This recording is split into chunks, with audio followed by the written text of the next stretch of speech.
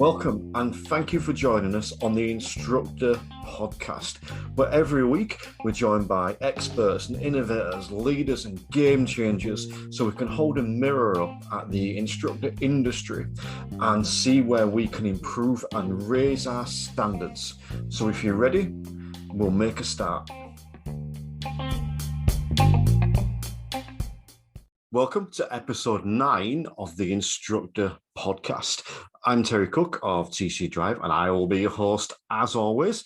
And if you're enjoying these shows, make sure you click and subscribe or follow wherever you're listening. Say drop into your feed every Sunday. Now, these podcasts are great fun to do. I've not been doing them long, as you can tell by the episode 9, but I'm really enjoying doing it, especially when I've got a guest like today, which is comedian, compare and wrestling promo coach Chris Brooker. There's actually a lot more than that, but they're key things we touch upon today. He comes to us today to talk about his history of driving, what he's up to now, and also how it helps people gain confidence and step out of their comfort zones. So he's got some great stories for us as always, and including some about how it helped me step out of my comfort zone, leading to me doing this podcast. So yeah, Chris Brooker will be joining us on this episode. We're also joined by Chris Benson of the DITC, and they're giving us a brief update on their recent discussion with NASP, and we'll have a little bit more information about that at the end of the show for you. So make sure you stay to the end to catch up on that discussion. So let's make a start.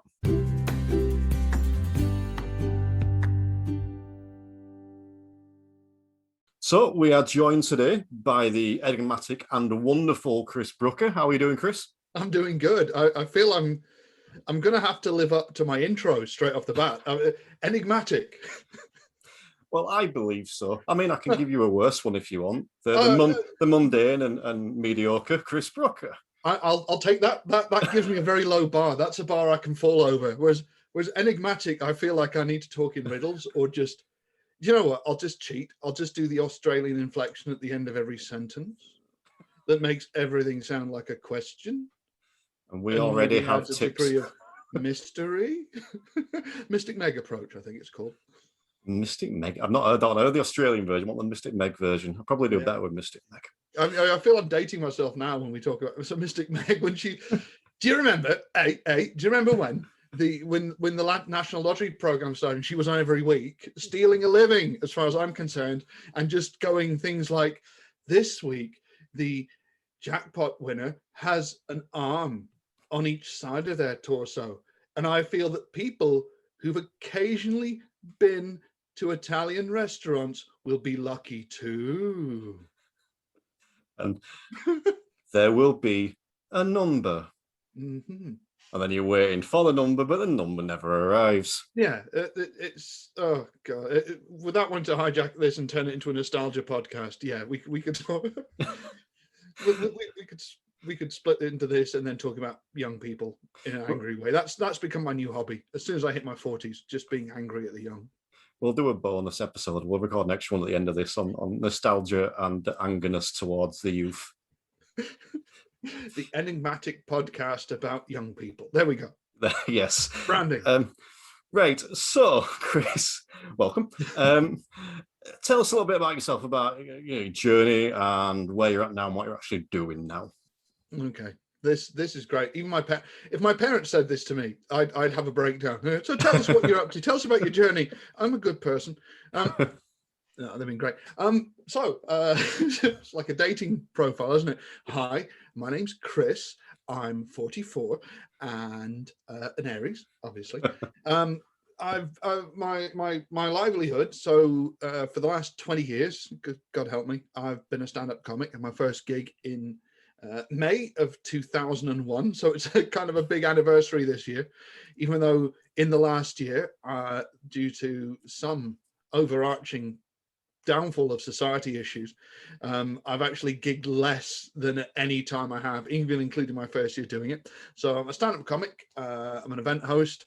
I also have dabbled as a pro wrestling fan, which I think is what how we first came to know about each other.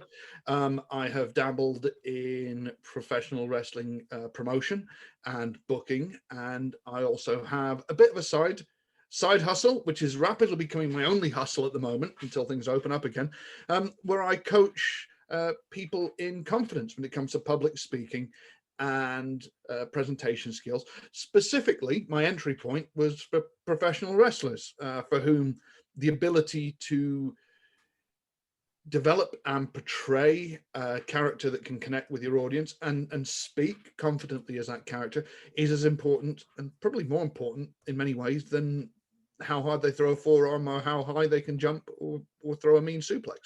So that's me. I am. If you look at the the bio on my website that has been half finished on Squarespace for 6 freaking months, I comedian compare coach. That's me. You could have just said that. Yeah, all right, fair point. Yeah. No, I mean, I find that fascinating. From a personal standpoint, as you mentioned, I've got a long-standing love of pro wrestling going back to a child. I think most of us learned to love it as a child, don't we? And grew up with the theatre and the drama around it. And full transparency, you were one of my massive, I don't know what the right word is, one of my massive hurdles, one of my, someone that I've seen live, someone who I'm always impressed with what you do. And yet I still reached out to you and asked you for help here with this podcast, but also previously I asked you for some help on a coaching session for my confidence on camera. And I was thoroughly impressed by that. And I'm still using some of the stuff you've given me that today, and that's helped me massively. And that was back when I was really only just beginning to get the confidence to actually speak to people like that. So yeah, you were one of my hurdles is the wrong word. Milestones. That's the word I'm looking for. I like milestone, sounds better. Hurdle. Yes. Yes, you were not a hurdle. You were an effective milestone. This is image of you trying to go somewhere and me on my hands and knees going, yeah, jump me if you can. Go on. It does amuse me sometimes when I'll speak to people and they'll, because I still wouldn't class myself as massively confident on lives on Facebook and stuff like that, but I'm happy doing them. But I think to a lot of people, I do appear that way. And they'll ask me where my confidence comes from. I say, I went to wrestling class. Which obviously isn't quite true, but it amuses me with that answer. But yeah, the big reason I've got you on today is talk about confidence and stepping out of your comfort zone. And that's something that I'm passionate about within the driving instructor industry, in that we don't do enough of. And we will come on to that in a moment. But the first sort of question I want to ask you around that is, I know you've passed your driving test. Mm-hmm. Just reflect back on that. I know it was a while ago, but did you struggle? Just give me your thoughts looking back over that. So yeah, learning to drive. So I grew up. So a bit of background. Obviously, you now realise that there's not going to be a short answer to this. That's good for Even me. Just the hello was horribly self-indulgent, but I'll keep it as brief as I can. I won't give you the Snyder cut, right? Hopefully it won't be Joss Whedon level quality, but I'll go for brevity and quality together, right? So I grew up in Somerset and grew up in a relatively rural part of the world. So it was a real kind of cliche. There was one bus and it came and it went in two directions, and it came in frequently. You had to walk for like 45 minutes to get to where you can catch the bus. And if you wanted to see your friends, if you wanted to socialize, the villages nearby, you had to be able to drive. And I didn't. I failed. I started to learn to drive, I think, was when I was 17, and then didn't see it through. Then I moved away. And my little brother, who's much more proactive, he was driving. He learned to drive very early and had that independence. I then went away to university and lived in Derby, which to me was like metropolis, having come from a little village. To everyone else, it's a small to medium city. To me, it was like, oh my God, this is insane, right? And I just didn't need a car. And it wasn't until sort of various circumstances I ended up moving back to my folks again. I thought, right, well, I would have been 24 at the time, which now I look back and I think, well, that's really young as a perspective. But at the time I thought, I'm old. I need to learn to drive, because you get to be that person in the group of friends who doesn't drive. So I did. And I ended up going to the driving instructor that my dad had used. because we'd moved back from Canada. I was born out there, the crib notes, right? So born in Canada. My parents are both British. We moved back when I was 5. And my dad, because of the way the driving license worked, had to learn to drive again and retake his test. So he learned to drive from a local instructor, the brilliantly named Headley James. What a great name. I don't know if he's still going. I don't know how he is doing. It's been 21 years now. But he learned from him. Yeah. And he said, right, look, I recommend him. And my experience of learning to drive was pretty good, to be honest. I still hear, I think it's a good sign that I still kind of hear his voice every so often, in relevant places, not like I'm out in the town, I'm just going to sort of chat to someone and go, mirror signal maneuver. No. Yeah. Like, new road, check your mirror. Yeah. Handbrake neutral at junctions, all the little things that he put in. And it took me 2 goes to pass my test because I made a couple of silly little mistakes. But there was no pressure. And I think it set me up pretty well.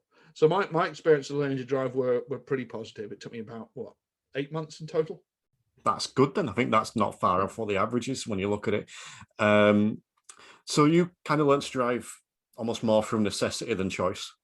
A bit of both. I mean, I could still have not driven at that point, but it was a real.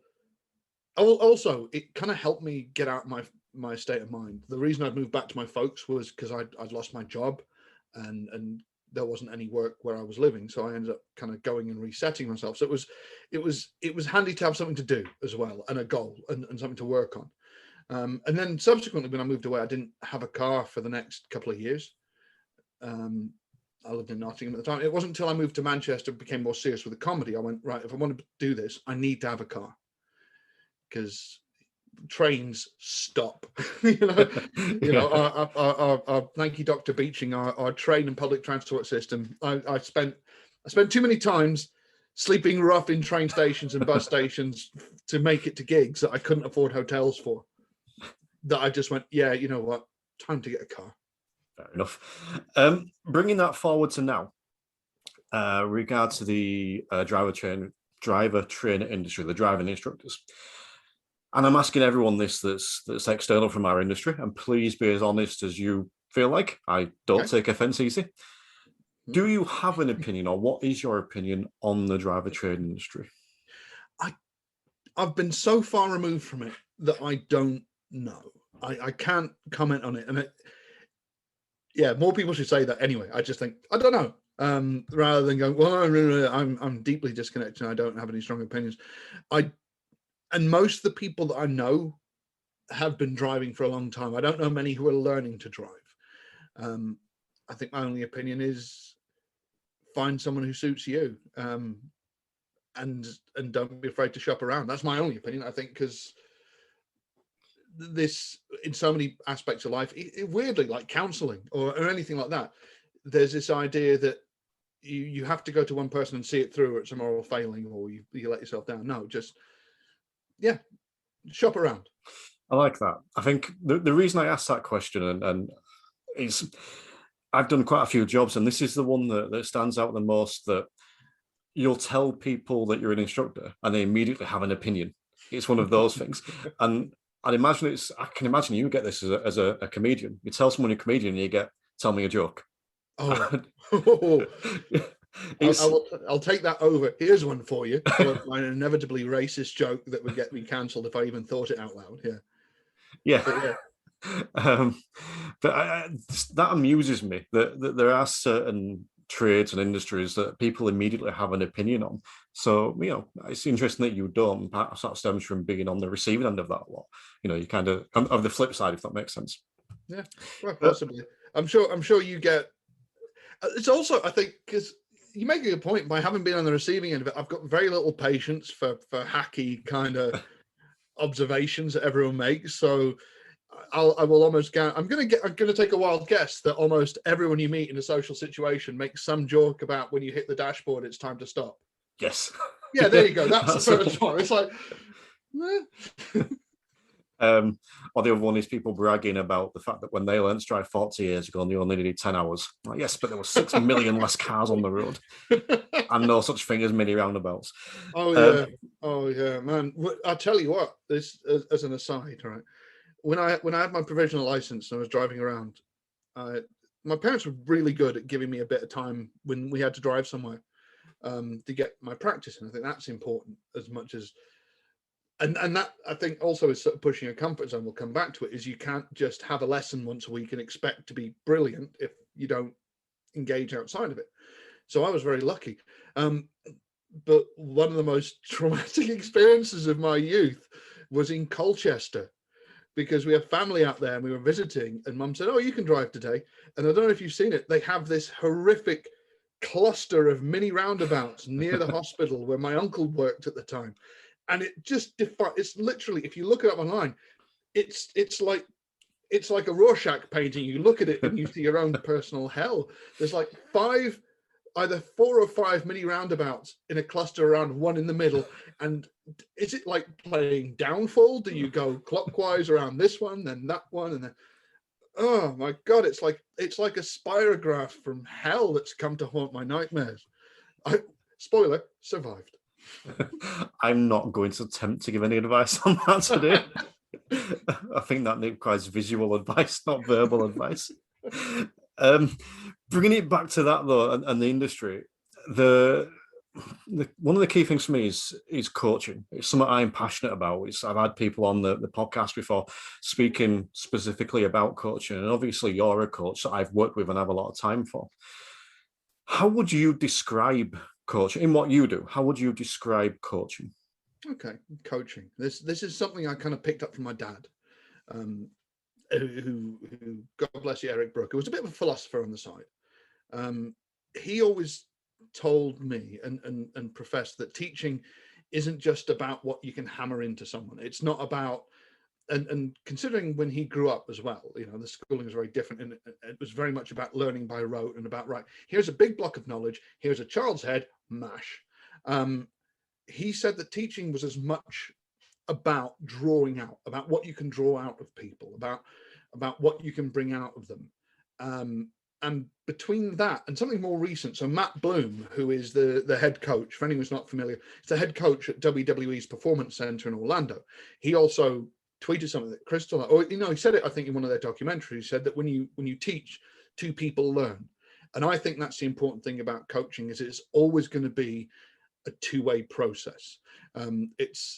You are going to be sharing knowledge, you are going to be sharing your experience, and you are hopefully going to take that, and the goal is to use that to bring the best out of the people that you are working with, you're coaching, teaching, however you want to say it. And that's very important to me, is that whole, I'm not just here to thump things into your head.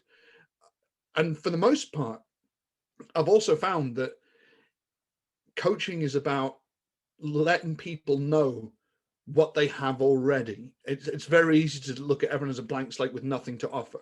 And I think to do so is to discount their innate abilities, their innate experiences, and everything they bring to the table, whether they're, in my case, like coaching pro wrestlers, whether they're brand new.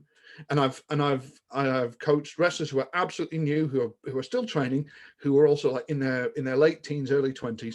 And I've worked with guys who are in their 30s to 40s who have loads of experience, and everything in between. And everyone has something to bring. And a lot of times it's about, rather than criticizing, it's about saying, yeah, you're doing fine. It's not necessarily, it's helping to develop and helping someone to grow. And you are going to have to cross-examine a bit. You are going to have to say, don't do this. It's easier for me, I'd imagine, in a lot of ways, because what I do is almost entirely subjective. Whereas there are these things called laws when it comes to driving. No, you probably shouldn't run people over, in the nicest possible way. Stop applying a lipstick on a dual carriageway, which was not necessarily the minor that cost me an iDriving test the first time, but I'm not going to dismiss it out of hand. And yeah, it's that, I think, is quite important. It's a 2-way process. I I like that, and I agree. And I think it's a real key point in that people generally have a set of skills already. I mean, to use your trade example, someone's coming to you to learn promo skills. The chances are they can talk. So they can already say words. So they've already got kind of a basic set of skill. It's just learning how to then direct those words and put them together in a certain way, which again, you switch that around to my trade. Generally, if you're coming for a driver, there are obviously exceptions to this, but you're going to have hands, you're going to have legs, you're going to be able to see. So you've already got a certain set of skills. And the chances are for most young people nowadays, you're going to have been in a car. So you're going to have seen people driving. So you've already got some knowledge there. So I think it's really key what you said there about sometimes it's drawing that out rather than saying, sit there and listen to what I'm saying. Yeah, I see this a lot and it's been really fascinating because over the last, and thank you, because you're one of the guys who sort of came to me early on when I was undercharging, by the way. Yes. So one of these guys who came to me early on when I was still finding my feet, and it really sort of boosted my confidence that someone was. I think that's quite important as well, is to still have that sense as a coach of gratitude that people are willing to invest their time and their money in you to teach them. And I think it's very easy to take that for granted, especially when you're in a position of knowledge and authority, to go, well, you should be grateful that I'm letting you give me your money and your time. And I think that's something I hope I never lose, because it as well as on a personal note, it means it's much more exciting, it's much more enjoyable, and you feel a greater sense of appreciation for what you're doing. But I see so many folk initially as well, and I don't know how this is for you, who are almost apologetic when they come to me. And they're very, I don't know what I'm doing. I'm very sorry. I'm so sorry. This isn't very good. I'm not very good at this. And almost that first session is kind of deprogramming and going, it's all right. Take a breath. If you were perfect, I'd be robbing you right now. We wouldn't even be having this conversation. And this weird expectation. And I think maybe driving's one of those, that there are certain things in life we should just be able to do because we see people doing it and we don't see the process. We just see the end result. And we don't, like, if you grow up normally, I think most people, it's their parents they normally see drive first. And we didn't see our parents learn to drive, we just see the end result. So we compare our progress to their finished article. And in wrestling, you'll get someone who's genuinely scared of public speaking. And public speaking is a weird one because everyone feels that it's something we should just be able to do without practicing.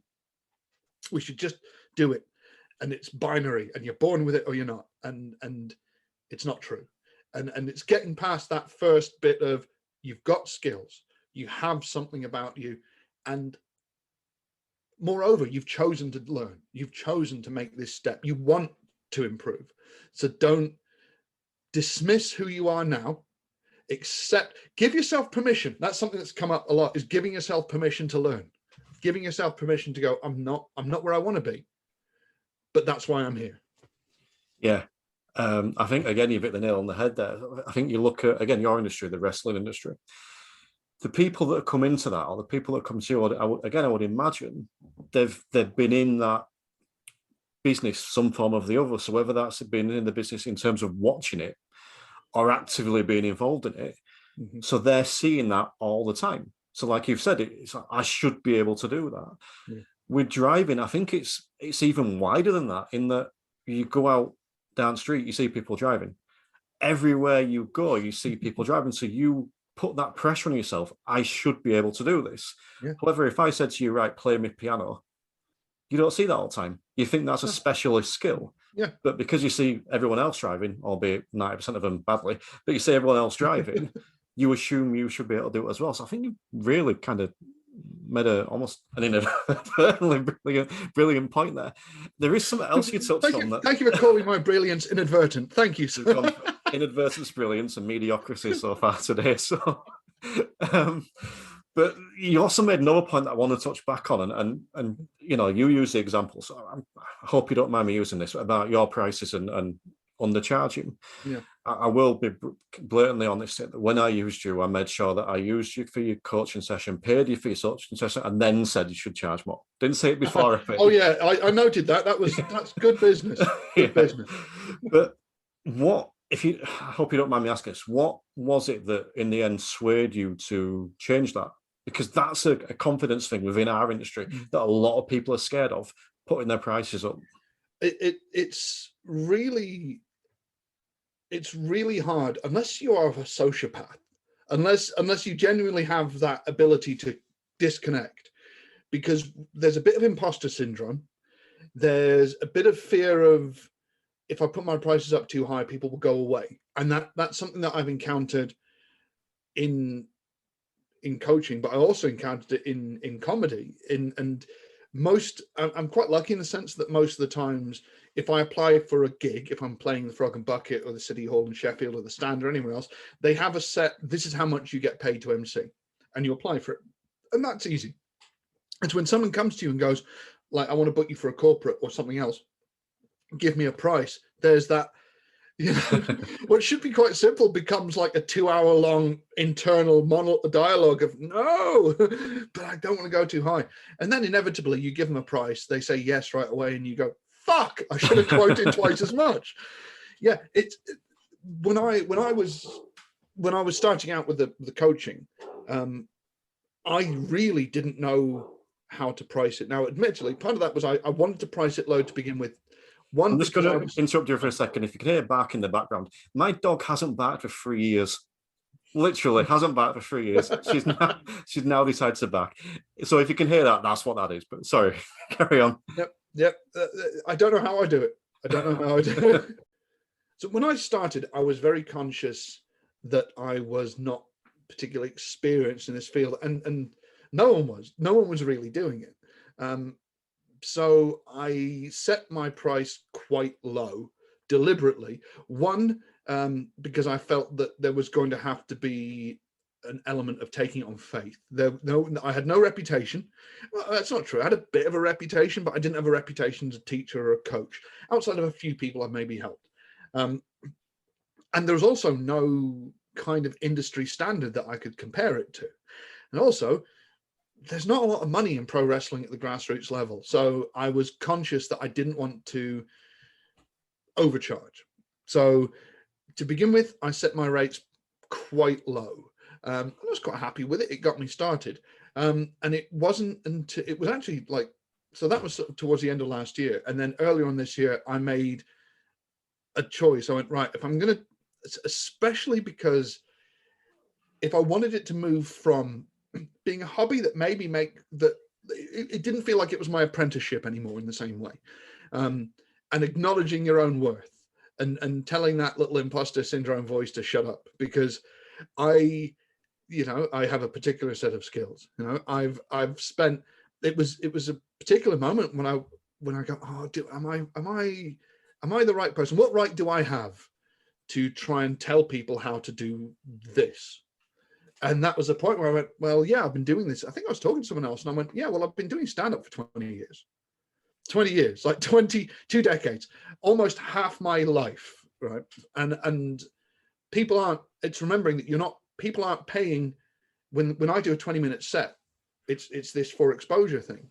It's, if I'm doing a 20-minute set, you're not paying me for 20 minutes. You're paying me for 20 years or 10 years or however long it took me to get to the point that that when I go out there, I'm going to do the business, that I'm going to deliver. And getting past that imposter syndrome is hard, but it's very important. And having kind of faith in what you bring.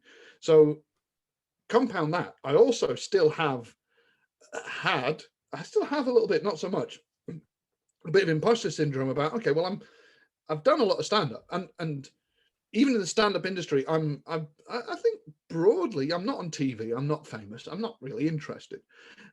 So, from it, there are people who would say that I failed as a stand-up because I'm not on Live at the Apollo.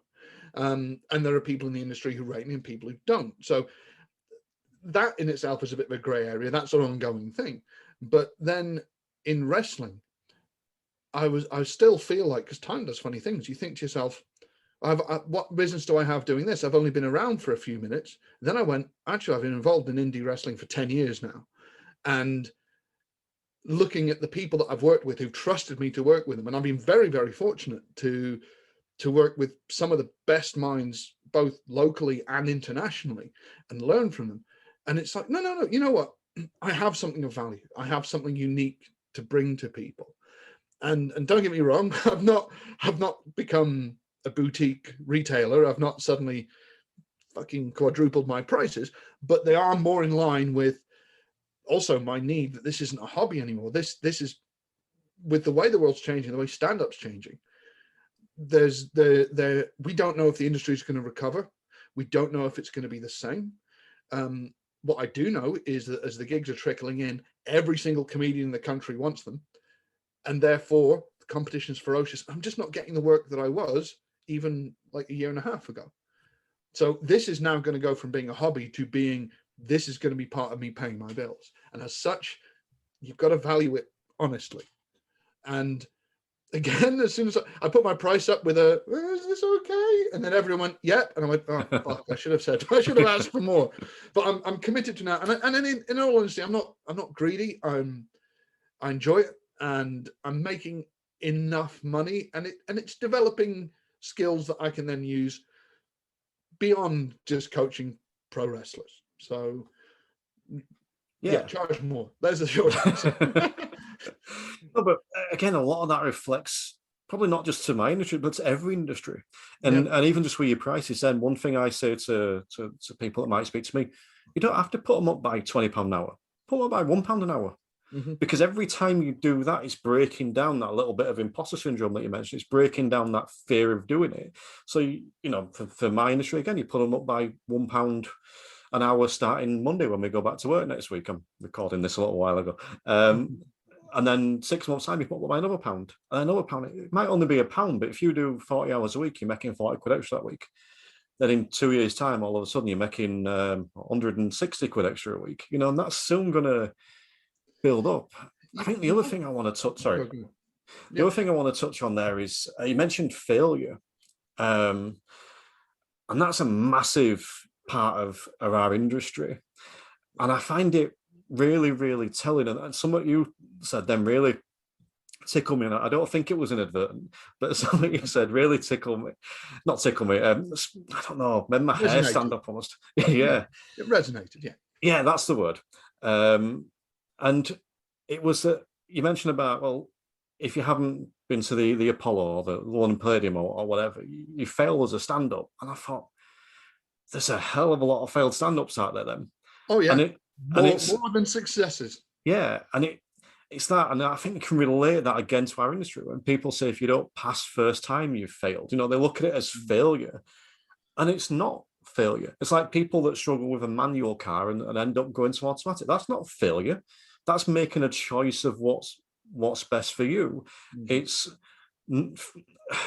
again, this is maybe going towards learners a bit more, but failing your driving test isn't a failure. It's a learning experience. You go back and take it a second time, go back and take it a third time, however many times you need to. And then the same for us instructors. When we take our test to become an instructor, it's not a failure. You know, if we attempt to coach someone and don't succeed the first time, that's not a failure. That's pushing out of your comfort zone and moving on. And I think there's just a massive stigma attached to the word failure. Yeah. And it's gonna sting, and it sucks not passing a driving test as someone who's done it, you know. But you kind of try to be philosophical about it, you know. I'll give it, in theory, in quote, and in practice, it's there to make sure that if you're out on the road on your own, that you're not a menace. Yeah. It doesn't always work, you know, as evidenced by, I don't know, I live in Moss Side. I see it all the time. But at the same point, it's like, you know, it's like life, you know. Sometimes there's a reason why you won't get past a certain barrier or over a certain hurdle, you know. You won't get past that point because you don't necessarily have all the tools that you need. And it's so much pressure as well, going and doing the driving test, so much pressure on yourself. And it's like, for me, it's like having a big gig, and it's like being, when you can just go in and just be in that moment, and easier said than done. Then you're not going to make those mistakes that you do under pressure. You're not going to make those mistakes that I've sort of likened this to I read a really good book, the name of which and the author of which eludes me, which really made a lasting impression. But he talked about thing called tightening, which is where if you're thinking about something that you would normally be able to do without effort, it becomes harder because your entire body and your mind tightens up, and all of a sudden you're not in the moment.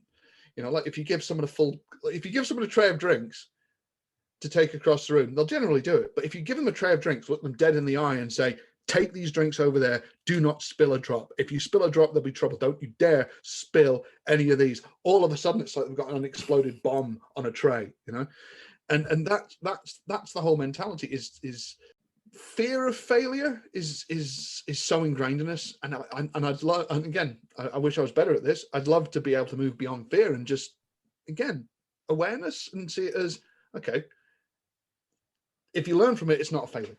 If you're better because of it, it's not a failure. I think it's something that impacts our industry massive, not just with the learners, but with the instructors as well.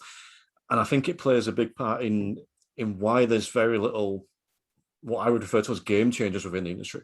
Why there's very few people that are really stepping out and doing something different.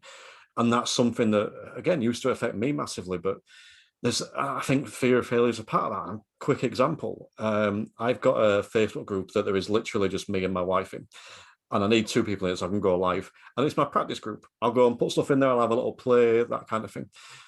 Anyway, I've also got a Facebook group for my learner drivers. Now, every week I go live in that group for about 30, 45 minutes.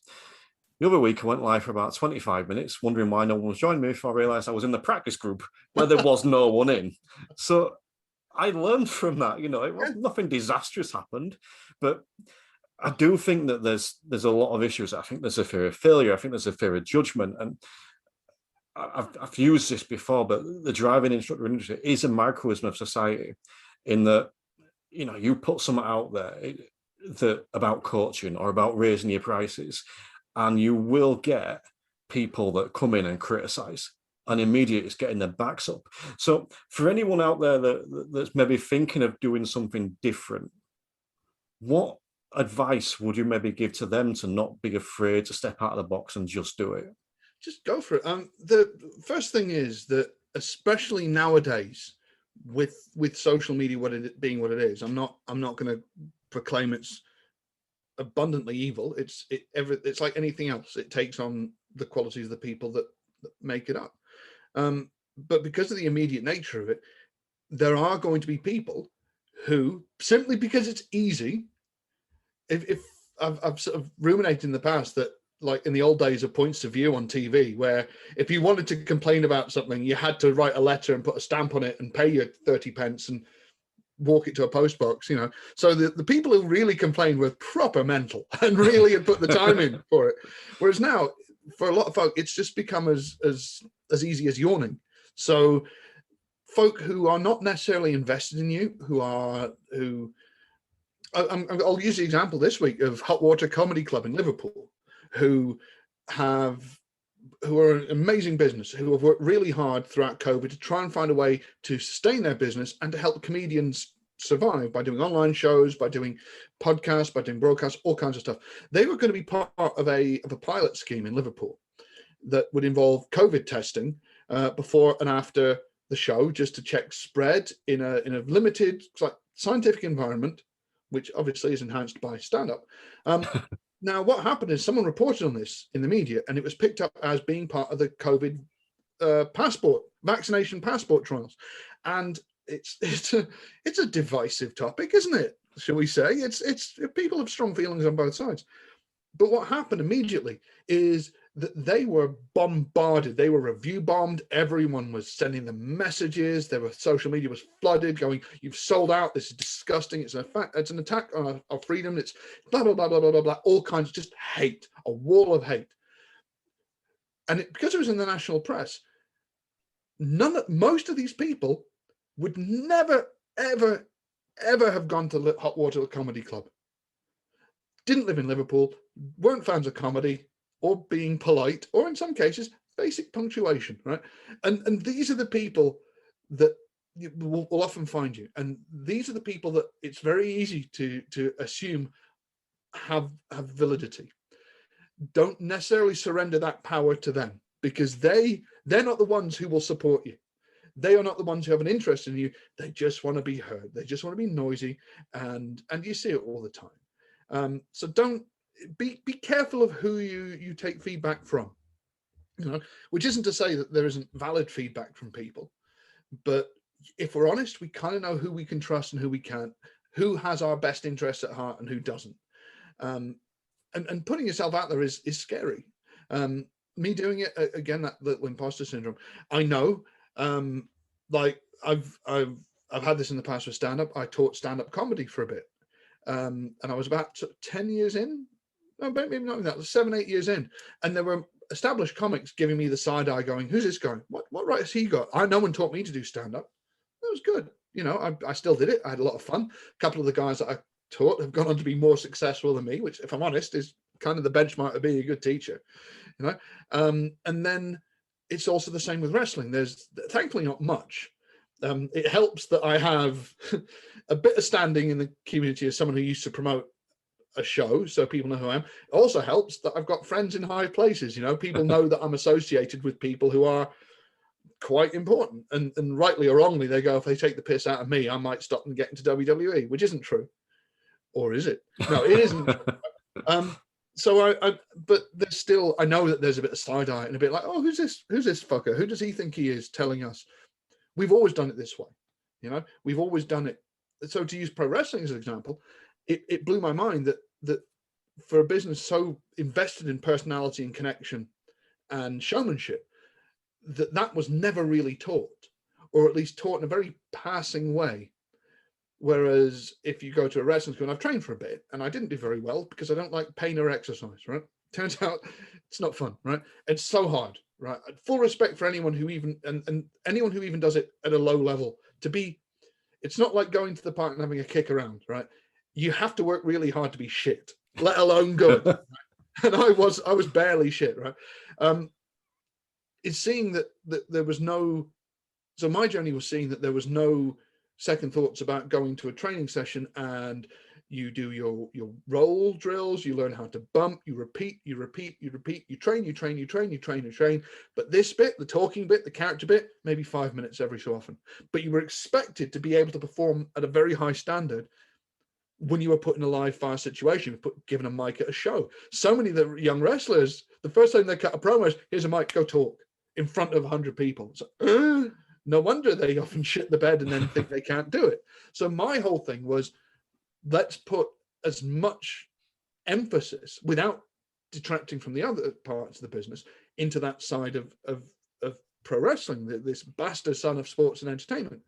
And there are folk, because wrestling is still very closed in a lot of ways. It's come a long way, but it's still very related to that carny business that was all, keep it sort of under your hat, talking carny and kayfabe, and don't let on that it isn't legit. And we're in the same way that we're only like X number of generations away from burning witches. We're only like a couple of generations away from successful wrestlers who didn't clue up their families or their kids that this wasn't a legit sport, that they weren't really being beaten up every night on TV, right?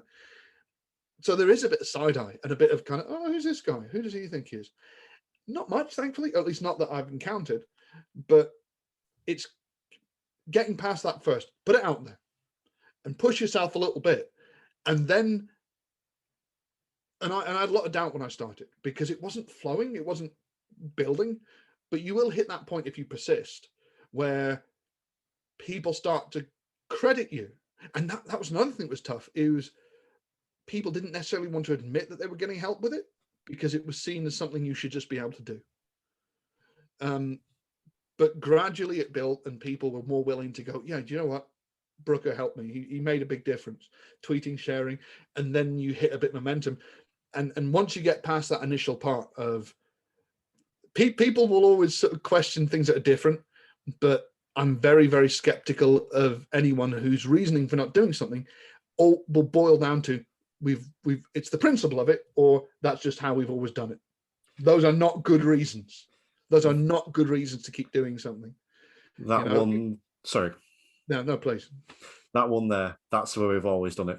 Yeah. That rings in my ears every single day on social media within driving instructor groups. Why should we start coaching? Why should we think outside the box? Why should we do a podcast? Why should we do anything? It's like life changes, the world changes, everything changes. We need to do things differently to the way we've always done them. And there was another point you made there about getting help. And again, I'm sure this is not just an instructor thing. I'm sure it's people thing. But do you find that there is a reluctance for people to actually go and get help, and even more than that, pay for help? Yeah. It's vulnerability. There's a real vulnerability in admitting that you can't do something and going to someone else for assistance with it, and it's getting across. It's that this so many people, again, it's this quest for perfection thing. I should is such a and I don't know how you found it as teaching, but there's a very, very soft border between coaching and counseling. And so often by teaching someone or discussing their motivations or their processes, you kind of discover a bit about them, and they find out a bit about themselves as well. I think, like you said, there is a vulnerability. It's like, if I ask this person for help and if I pay this person, I'm admitting I'm not good enough. Yeah. I think there's that. And again, that's something I struggled with for a long time. And I said before, you were the hurdle that I overcame to deal with that, or one of them. And it's like, right, this person knows his stuff. This is someone that I look up to and admire, and is good at something. They are better than me. I'm going to pay them to level up. And as an instructor, that's what I get done to me every day. People come to me to pay me to level up, but yet in theory, I'm reluctant to do that. What do you have any sort of specific advice for people that are still reluctant to actually go and invest in themselves, or invest in someone else to invest in themselves? Yeah, I think a big help is realizing that, because everyone thinks, because we live in our own heads all the time, we don't necessarily understand that other people. I think the fact that we're talking about it is a big part. If someone's listening to this, and they previously thought they were the only person who thought, geez, I don't want to admit that I don't know things, because it's uncomfortable. It's like changing your mind, or this whole cognitive dissonance thing. There's also a bit of a weird power dynamic. You're kind of surrendering to someone else, and for a lot of folk, it's like giving up your ego. Guys in particular, men in particular, as men, we're men. Don't asking for help, asking for directions, all that shit. It's a sign of weakness. And I think that the first step is just acknowledging that everyone has a bit of that it's perfectly normal. In the same way that, like the public speaking thing, everyone's a bit nervous about public speaking. Everyone's a bit worried about it. And that, I think, is a huge part of it, is acknowledging it. And then it gets easier. It gets easier once you're over that first hurdle that you mentioned. The first hurdle is the huge one, isn't it? And you can draw comparisons to counseling. You can draw comparisons to addiction, rehab. You can do all that stuff. It's, without wanting to get too melodramatic and saying that not being very good at wrestling promos is like trying to get off heroin, but there is still that moment where you have to go, right, I'm going to make the decision. I'm going to make this first step. And that first step will not be a leap to the finish line, but it is important, because then the next step's easier, and the next step's easier, and the next step's easier. And once you've done it a couple of times, and I hope this is the case for you, if you find yourself in that position again, you might be a little less reluctant. Definitely. It's 100% the case. I wouldn't say I was supremely confident. My big one was Facebook Lives. I wouldn't say I was supremely confident at it, but there's no fear there anymore, whereas there used to be. You touched on this before. When I start thinking about it, that fear creeps in. You start thinking about what could go wrong. But I think there's also a way to turn that around and start, well, actually, that would make for a greater Facebook Live. How awesome would that be? I mean, just a little slight aside on that. We never know how people are going to react to us. We assume people will react a certain way, but we never truly know that. I was sending a message last night, and it auto-corrected my own name from Terry to Terry to Terri. I put that on Facebook. Within 5 minutes, that's like got 10, 15 likes, got people commenting. It's like the same day I'd put out a really thoughtful post about learning to drive and they got nothing, and it's like, right. But if I step back and look at it, is that a positive? Well, yes, it is, because A, I had something to laugh at and it amused me greatly. And B, there will be people that see that and scroll down a bit. Yeah. Scroll down to the next post and they might not like it, they might not click on it, but oh well, that's interesting. I'm going to go check out his podcast. I'm going to look at his website, whatever. So just because the worst could happen doesn't even mean that's necessarily a bad thing. No. The other thing I wanted to touch on with you is working in a tight niche area. It's something we as instructors do. There's literally 40,000 of us in the population. So obviously there's more drivers, but in terms of instructors, that's quite tight. You, I would imagine, have quite a tight niche as well. But you, again, I follow you on social media and you sell really, really well to that niche. Is that something you've always been able to do? Or did you find yourself at first just spraying everywhere and hoping for the best? Yeah, indiscriminate. Yeah. You know what? That's nice to hear, because I think that's the area that I need to work on the most. That's the bit that I need to really develop, and it's promoting it. And I'm very good at avoiding things. A big thing about teaching for me has been it's made me look at my own practices and behavior in a way that I haven't before, which also is a big teaching thing, like telling people to record and watch their own stuff back, which I should be doing as a stand-up. Haven't made myself do it last year and was better for it. So do as I need to start doing as I practicing what I preach, right? So in terms of promotion, this is going to sound possibly pretentious, and it might be a bit insincere, or might come across as insincere, but it's not. Anything that I tweet, anything I post, I believe in it. It's something that I would say to someone if they were sat next to me, and there was no one else watching, and I feel very strongly about the things I put out there. My Twitter is mostly just business and me talking about wrestling now, because that's kind of my business.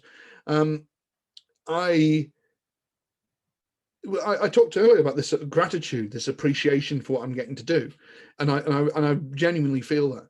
And if I have a promo session and it goes well, and touch wood, most of them do, and so far I've not had a bad one. Maybe I've got one later today. This is where I've screwed the pooch. Damn you, fate! Right? Is that I come away buzzing, and it's exciting, and it's motivating, and it makes me want to do more of it. And I love seeing, and I hadn't really appreciated how rewarding it is to see someone have a breakthrough, to see someone else get better. Because there's you can talk about how there's no such thing as altruism all you want, like everyone's inherently selfish, we only do nice things for ourselves. There's no guilt involved in celebrating someone else that there is in celebrating yourself. And I genuinely, every time I have a session, I just go, that's great, I feel good. And it's good for them as well. It's good to have a bit of recognition. And I don't necessarily, I'd be lying if I said there wasn't a bit of me that goes, keep constant, don't necessarily overdo it, but just make sure that there's always a bit of content. There's always a little bit of something. And then that way you're not forcing it down to people's throat, but people will notice, and gradually they'll make that association. They'll go, all right, this is the guy who does that. And people share. And if you're doing your job well, and so far I am, people then will advocate for you. They don't need to be made to tell people that you're good. They don't need to be coerced, or, here's a discount, I will buy your loyalty. If you believe in it and people believe in it too, then they will do the work for you. As far as marketing goes, I've got other ideas that I need to develop. I need to do more video content myself. I need to start sort of having some regular stuff on my Facebook, and I want to branch out beyond just wrestling and sort of coach confidence for presentation skills, public speaking. I've had 2 clients who are not wrestlers who've come to me, yourself and someone else who's come to me for help with doing an online presentation. So that, I think, you don't know where, if you're open to it, it could take you anywhere, but that's where I want to be. But I think sincerity is the key. Genuine people will know if you're bullshitting them. They might not know they know, but they generally know. And I think it's a really good example, because you're someone that markets pretty much exclusively or specifically to wrestlers. Yeah. But you had a driving instructor come to you to ask for help. And I think that's just a really good example that just because you market to one area doesn't mean at all you're ruling anyone else out. Yeah. And I think that's something our industry is guilty of. I'm someone that this isn't necessarily a choice. It's just I market the way I market, and these people come to me. Most of my client base is 25 to 30-year-old females, and they're anxious. That's just almost the vibe I give out. Like you said, I'll put out something that's on my mind, something I believe in, something that's sincere. And I get those coming. I get others. I do get the 17-year-olds. The oldest person I've taught is 60, and I get a mixture of genders and races and so forth. But that's my prime thing. It's not who I aim for. It's just what I put out there. And I just think that it's a good example that just because you target one person doesn't mean you're ruling anyone else out. No, just people. The one thing that I took away from my awful time working in a call center selling motor insurance is that people buy from people. That if and without me be too hippie, the energy you give out is the energy you get back. If you in your case you don't come across as aggressive, you don't come across as someone who is and predatory, for want of a better term, and some pushy, and as a result, people who are anxious, if you put people at ease, then that is priceless, and that's being reflected in you, as you said, sort of female sort of drivers, women drivers already are dealing with all the sort of hack cliches about how the women are terrible drivers or they can't drive, and there's sort of pressure, and then there's nerves about, again, you're very vulnerable in a car with an adult male that you don't know. So there's not feeling like you get a genuine, sincere vibe off someone. So that's hugely important, that trust. Yeah. So I'm going to sort of wrap this up now with one final question. I'm going to put you on the spot a little bit. If you was to give the driving instructor industry one piece of advice, or driving instructors one piece of advice, one tip to maybe come out of their comfort zone or try something a bit different or whatever, you give us one piece of advice that we can take away from this. Okay. What would you say? Here's the thought, right? And it's to look outside your industry, right? In the same way, it's very easy. Like, what I bring to wrestling is my experience from comedy and from improv and from emceeing. That's why that's different, and that's why that's different to the advice that wrestlers will give each other, because it's very much, it kind of swirls around and around and around, and it doesn't mean it's not valid, and it doesn't mean it isn't useful, but it is recycled, and it's almost like bringing fresh DNA in, right? It's bringing in a perspective from outside. I would say that a good exercise for driving instructors is to go and learn something else, to go and learn something different, find something you enjoy, because it's very, especially when you have a job that's self-employed, and you're never off. People think self-employment is freedom. Idiots. You're working all the time. Your brain is always going, well, I could be working, I could be chasing clients, I could be doing this, I could be doing that. Oh, it's April, tax, right? There's always something you could be doing. Learn from something else, find something you enjoy and go and learn it, and put yourself in the position of the student, put yourself in the position of a learner. And it could be cooking, it could be unicycling, it could be anything, think of something, because it's very easy when you're comfortable to forget that other people are uncomfortable. Fuck it, go learn to be a stand-up, go challenge yourself, do something that genuinely makes you feel uncomfortable. And that will give you, first of all, you'll learn different ways to bring things out of people, because you always learn by watching other coaches, but you'll get that cross-pollination. And also, it doesn't ever hurt to be humbled a little bit and to be in that position where you go, right, I'm out my comfort zone. This reminds me of what it's like for that 17-year-old or that 60-year-old or anyone who's sat and has never operated a manual gear shift before. And, I've seen people do this, and I'm under all kinds of pressure, and it's dangerous. You're around lots of squishy little people that you can turn into spare parts. There's pressure, and you forget that when you're in the bubble. So I would say, yeah, go learn from someone else, go challenge yourself, put yourself in the position of a learner, and bring some of that humbleness back. I think that's a really good piece of advice, actually, because again, in our industry, we're spending all our time teaching, not learning. And just a reflection from me, I can remember, it must have been sort of 2.5 years ago now, saying something to us. We're talking about something, and I said, obviously you'll do this. And she went, it's not obvious to me. And it was almost like an epiphany moment. Like, no, it's not, because you don't know that. Why would you know that? It's obvious to me and not you. And I had to cut that out of my language. And it's still a trauma now that I have to remember not to say it, obviously. Well, that's like screaming, well, duh, in someone's... Thank you for your time today, Chris. It's been brilliant speaking with you. I've definitely picked up a lot. If anyone wants to get in touch, if anyone wants to follow you, if anyone wants to book you for wrestling promo classes or confidence coach or anything like that, where can they find you?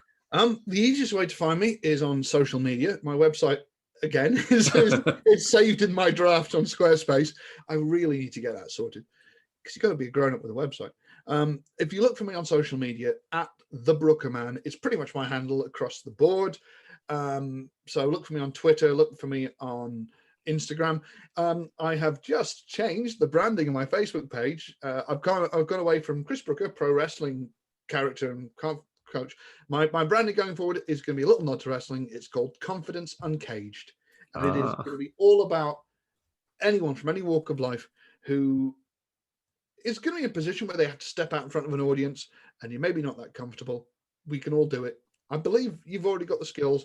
If you want to help yourself, help me to help you bring it out yourself, because you've already got those skills, and that's what I'm about. I like it. I'll put, when this gets released, I'll put all the links in the show notes so people can go straight to you.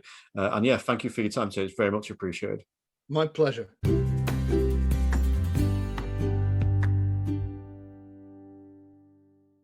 So really good conversation there with Chris Brooker. With some really good points, some good tips on like I said, stepping out of your comfort zone and just doing it and taking those baby steps forward to get where you need to be. One of the more cheerful people I've had on, everyone's been super pleasant, but Chris is very bouncy and made that a very fun episode for me. So it was great to have him on. So again, thank you to Chris for joining us there. We're going to head over the other Chris Benstead, and we'll catch up on the latest news from the DITC around their recent conversation with NASP, and hear a little bit more detail about a special bonus episode that's going to be released later this week, mainly provided by Chris from the DITC.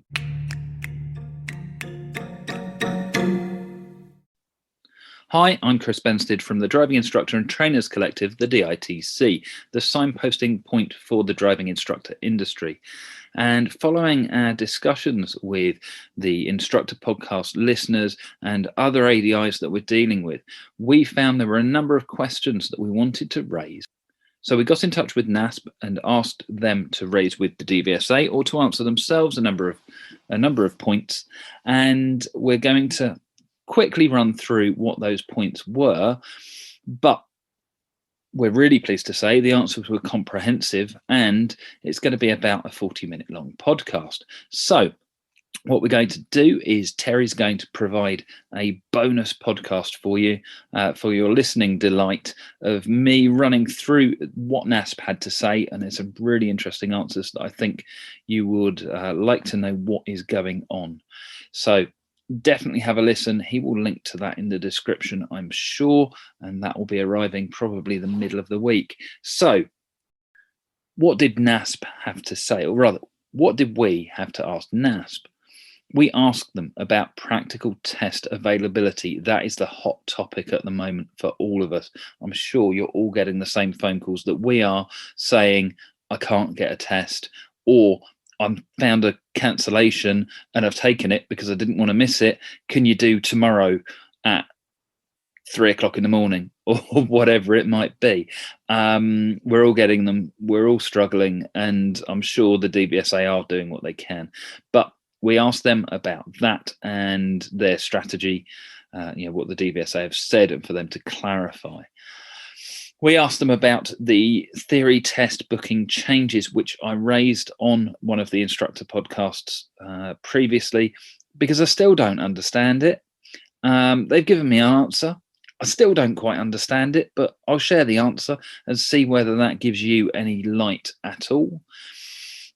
We asked them about what you can do to raise issues and try and get solutions, or to complain, and what channels are available to ADIs. So those are going to be outlined for you with contact details, contact email addresses at the DVSA for who to speak to when and what processes are in place.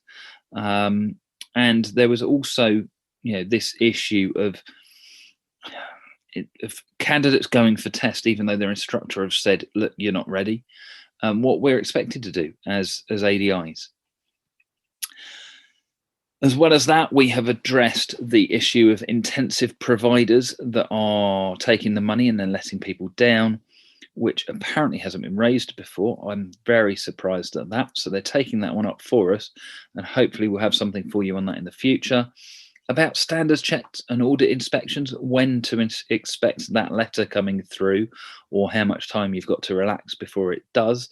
I appreciate not many ADIs relaxing in the current climate. Everybody's busy working.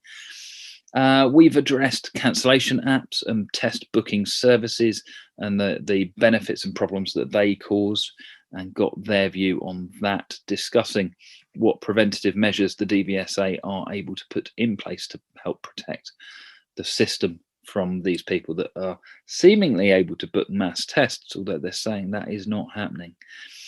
But it's not the message that I'm receiving from various different sources. Also spoke to them about B+E vocational testing. So any of you that do that and are having problems getting a slot, if you're in that side of the industry, you'll know what we mean. Then, yeah, definitely have a listen. So a quick whistle-stop tour of what we've raised. And for those of you that don't know, there's going to be an explanation of who NASP are. But for shorthand, for this, this bullet point summary, NASP are the ADI&JC, the DIA and the MSA, and they form the body of NASP, the National Association Strategic Partnership, who then engage with the DVSA on our behalf as an industry representing instructors, and they collaborate on various different projects. They have input and feedback with the DVSA, which hopefully then leads to some positive action and protects instructors from changes that may be detrimental to them. That does obviously assume on the DVSA listening. So look forward to delivering you that podcast. We look forward to speaking to you on the next episode of the Instructor Podcast, and we hope you stay safe out there on the road. Take care of yourselves.